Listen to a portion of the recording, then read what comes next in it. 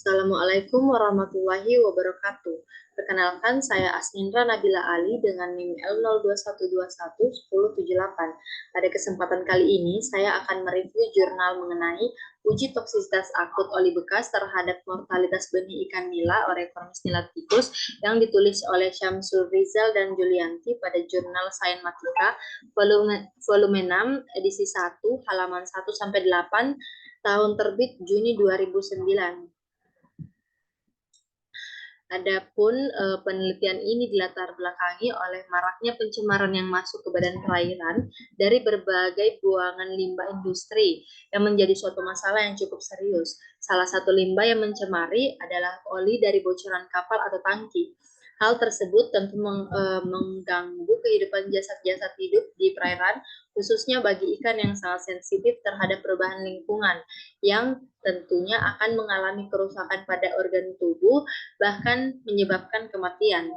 Penelitian ini dilakukan untuk mengetahui efek toksik oli bekas terhadap mortalitas benih ikan nila dan pentingnya pengelolaan limbah oli bekas secara bijaksana untuk melindungi lingkungan dan kehidupan akuatik.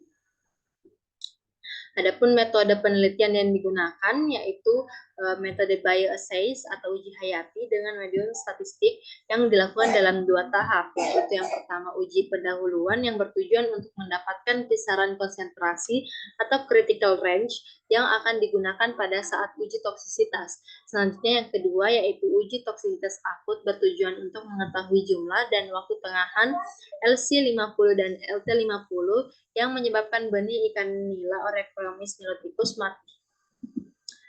Adapun hasil dan pembahasan yang didapatkan menunjukkan bahwa semakin tinggi konsentrasi oli bekas yang diaplikasikan, maka semakin tinggi pula persentase kematian benih ikan nila. Pada diagram di samping menunjukkan bahwa persentase kematian tertinggi terjadi pada konsentrasi 0,5%, di mana seluruh atau 100% benih ikan nila mati, sementara persentase terendah terjadi pada konsentrasi 0,1. Waktu pendedahan juga mempengaruhi persentase kematian, dengan konsentrasi oli bekas yang tinggi menyebabkan kematian lebih cepat.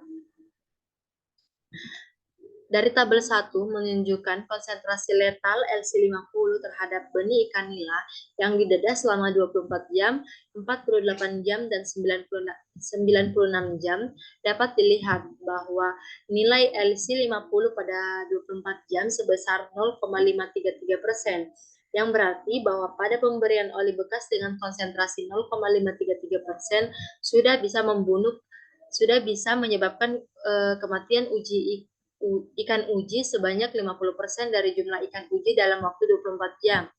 Hal ini menunjukkan bahwa semakin tinggi konsentrasi oli bekas yang diberikan pada medium statis terhadap benih ikan nila, maka semakin singkat pula waktu yang dibutuhkan untuk membunuh benih ikan uji.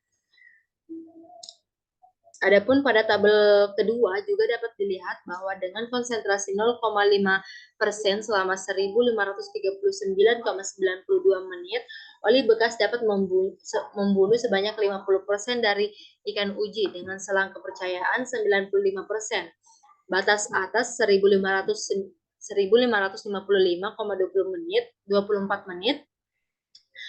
serta batas bawah 1524,75 menit. Sedangkan nilai LT50 untuk konsentrasi 0,6% didapatkan waktu kematian benih ikan nila selama 912,01 menit dengan selang kepercayaan 95%. Batas atas 1047,12 menit dan batas bawah 792,50 menit.